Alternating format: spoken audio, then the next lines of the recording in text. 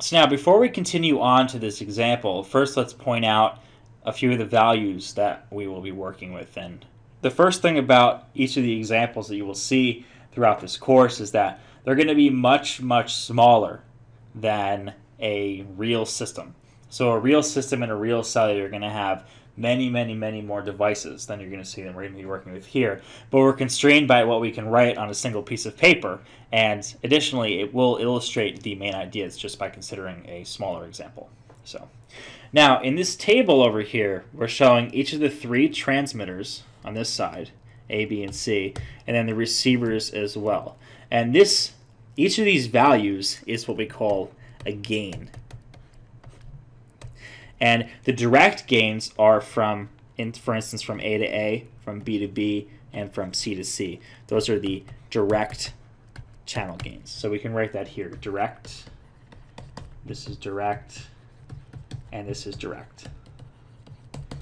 And what this is really saying from A to A, being 0.9, is that whatever transmit power we start with over here gets multiplied by 0.9, and that is what it gets received at over here. And we look at these as gain values, but since they're less than 1, we know that it's going to be less than what we transmitted at by the time we get to the receiver, because we're multiplying. So it's really an attenuation, but we look at them as gain, just strictly speaking, in mathematical terms. So then from B to B, it's 0.8. So B has not as good of a direct channel gain as A, because you want the direct channel gain to be as high as possible, and C has 0.9 just like A does.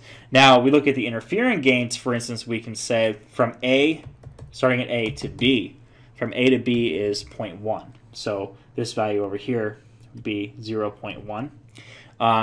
From A to C, we have 0.2. So this couples down here 0.2 of that. So whatever transmit power we're at, we multiply it by 0.2, and we get how much power is going to come into the receiver as a result of A. And so we want the indirect channel gains. So each of these dotted lines are indirect. And I'm not going to write all of the indirect. I'm not going to write indirect 6 times. And I don't need to write indirect 6 times. You get the idea. So we want the indirect gains to be as small as possible, whereas we want the direct gains to be as high as possible. We can't always get what we want. And then from B, we know B couples into A as 0.1, and B couples into C as 0.2. C couples to A as 0.2, and C couples to B as 0.1. One thing to notice is that this table is not symmetric.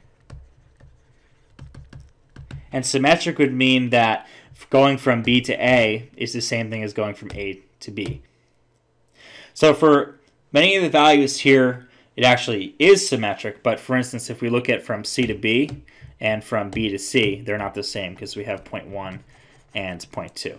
And the reason they're not the same is that different transmitters are going to have different effects on different receivers. Now, the next set of values that we need are based upon the links themselves. So link A, link B, and link C have different parameters. First is the target SIR at the receiver, the target signal to interference ratio. So A wants to get to 1.8.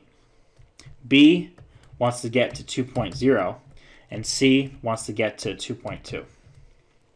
And now in terms of noise, as we said, each noise is going to have a certain amount of power. We're in a fraction of a milliwatt here. A has 0.1 milliwatts noise. B has 0.2 milliwatts noise. And C has 0.3 milliwatts noise.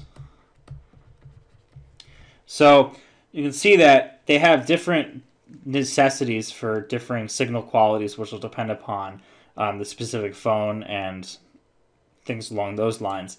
But additionally, the receivers themselves are going to have different noises too. And C is the worst in terms of noise, whereas A is the best. So in the next segment, we'll walk through the computations of a few iterations of distributed power control, which is the famous solution to the near-far problem.